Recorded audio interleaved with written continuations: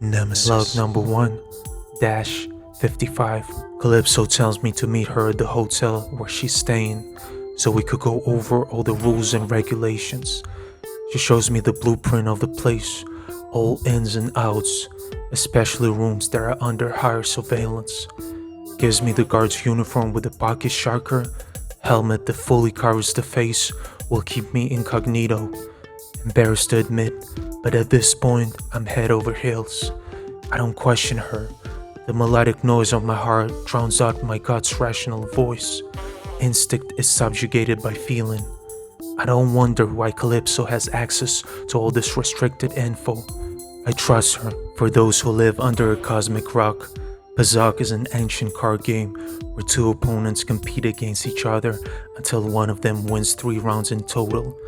The objective is to get as close to 20 points as possible without going over, because if you do, that round is lost, pal. Each player comes with their own assembled side deck, with a whole bunch of different types of cards you bring to the table, like minus or special cards, from which you drag 4 random cards at the beginning of each round that make your hand. Each player gets 1 card from the main deck in the beginning of the game, and whoever's gotten the greater one is the first one to start. During the game, you pull 1 card at a time from the main deck, and with each card you get to choose if you want to ask for another one from the main deck or you want to play your hand. Only 1 card from your deck can be played per turn, or you want to stand and let the opponent draw their cards. Whoever wins the round gets to go first the next round. Pazak games, depending on where they are being played, can get really heated and violent. The higher the stakes, the more unpredictable the aftermath is. I saw once a Rhodian, green humanoid with huge empty circular eyes, color purple, and 2 antennae. Smuggler bet his whole ship that didn't even belong to him but to his employer, so naturally when he lost the game he had to reach for and set off his blaster. But once again, unlucky for him, his opponent was quicker and split him in half with a vibro sword right there where he sat, flying off on his newly acquired ship later on. Violence and gambling usually go hand in hand. High-scale Pazak games are played with croupiers in charge of the main deck. Droids are always selected to take on the role.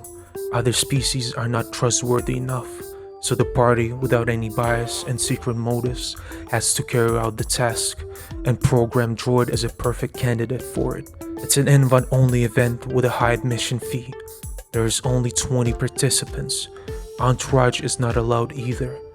First round of player pairs will be randomized, and from then on a winner will play another winner in the bracket until there are only 2 left, and a winner of the pair will compete against the reigning champ for the grand prize. Calypso is one of those 20 and says she doesn't need help getting to the final game, but there is a man who hasn't lost a single game. His name is Vulcan. He's the one she is concerned about and needs my help dealing with.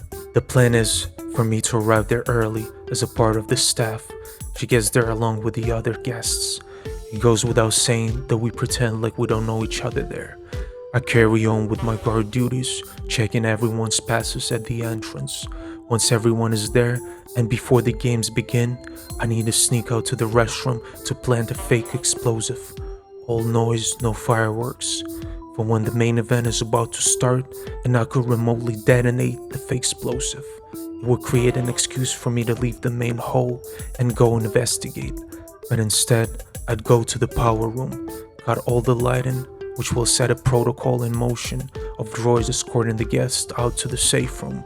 Meanwhile, on the way back to the main room, I pick up the remains of the device that went off in the bathroom, swap out the main deck of the final game, reunite with everyone at the safe room to announce that my investigation determined the problems of electrical nature, and after a thorough assessment, I can positively conclude that there is no present danger, while the other guards are turning the power back on, think it was a malfunction due to the explosion.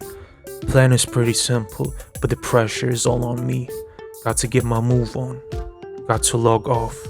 Another couple of ships are on my ass. Give me some time. Need to do some serious maneuvering to lose them. Nemesis.